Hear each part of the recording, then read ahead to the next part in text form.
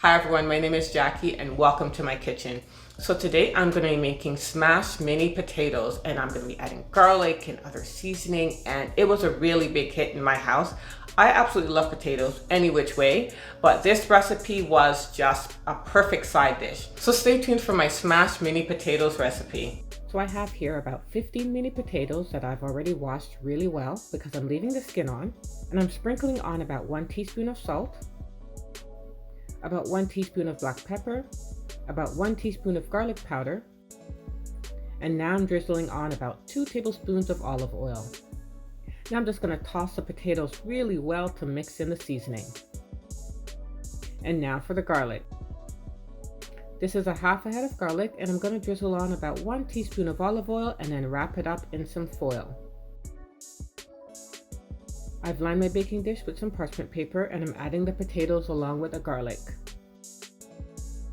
This is going in the oven on 370 degrees Fahrenheit for 40 minutes. So after 40 minutes, I'm just going to check to make sure that the garlic is nice and soft when I press on it.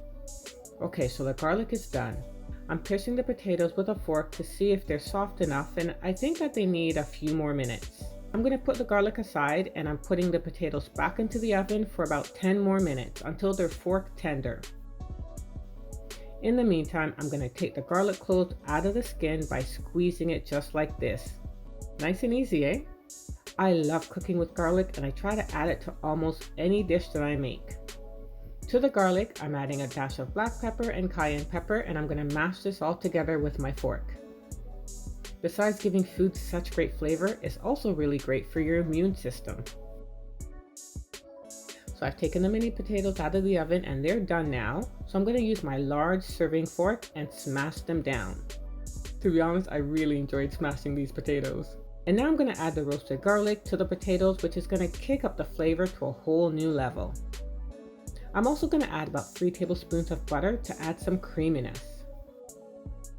And now I'm using my large spoon to just gently mix this all up.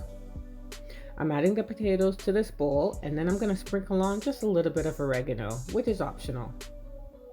And here it is, nice and creamy with a great garlic flavor. Thanks so much for watching. Don't forget to hit the like button and subscribe. Until next time, take care.